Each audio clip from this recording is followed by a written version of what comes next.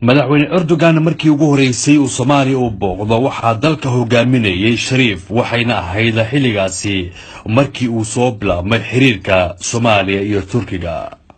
waxaa laga yaabaa maanta inaad jeclaan lahaydeen inaan ka hadlo dalka waxa ka jira xaaladda dawladda mucaaradka ee dawladda meesha kala marayaan laakiin waxba idinku soo kordhinayaan arrintaas waxba idinku soo kordhinayso waqti ku dhumina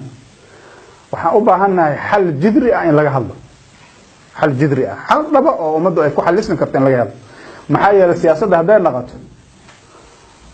qof kursi haysta iyo qof ku dhigan oo raba inuu ka rito waxba soo ma kordhinayso soo beentay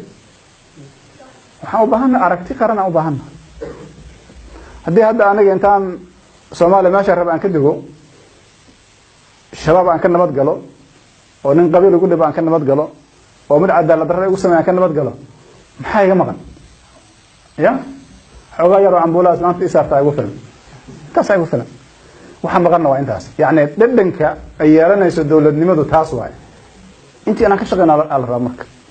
ka warama hadaan dhahno marna waxaas kama shaqeynayna aawan dadka ka shaqeey jiray galbeedka meelaha ururdaay carabta meel lacag keentay iyo arkaanku ma ciidan keenaan waxaas ma shaqeynayaan dad badan aan xoogaa siyaasadda markaan ka sheekaysano yaa waxa dhigi jiray dawlad hebel waa ka soo horjeeda dawlad hebel waxaan ku waxaan dhigi jiray marka Mareykanka arkaysiin oo xoog badan taladeeda aniga laguma dhisay marka waa inaan taladeeda aniga u madax banaanada aan ku tashadaan nafteyda way fahamteen Soomaa macnaha waxa loo wadaa dalkan waxa lagu dhisi karaa tala Soomaaliya dad kale oo kalmay karaan warniga koobiyaan ista haaf ma ku dari kartaa maxaa kale oo ku kalmay kartaa laakiin hadda adiga iska fadhid maamaayo waxa jirta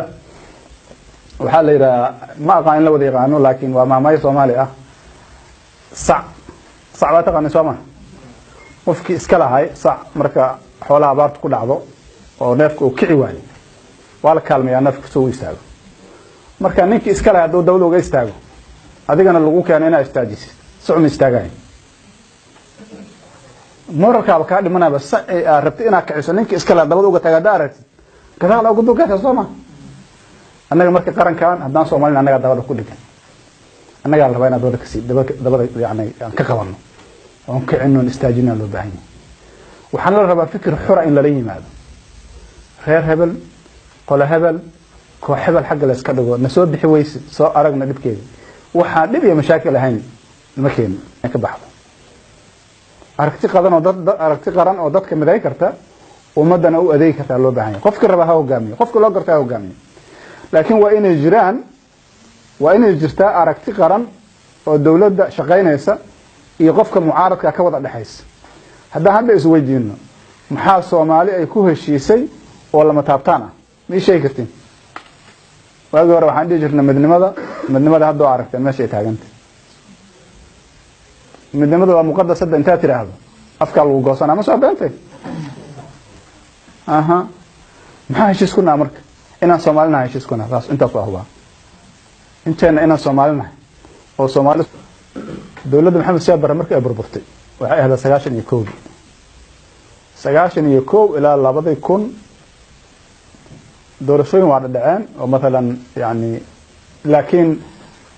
markii ugu dambeeyso wax isdaba gala ay yimaadaan 2000 ugu horeysay saas ma 2000 hadda maxaan joognaa 2000 iyo 2007 waxaa haynaa meeqa madaxweyne soo martay ariisho shan waay shan madaxweyne soo martay خاصة شن مدحينا صامرت وحقبض واجرا وهروا الله صعدا لكن ماشي أهرب المجونا مصابنتين ماشي أهرب المجونا وآمن سنة هاي ديمقراطية إن صعته والله يصدرته وسنة بدل الله يصدرته سنة بدل حركة اللي يسوي رجية اللي يسقع عاوية دولة لماذا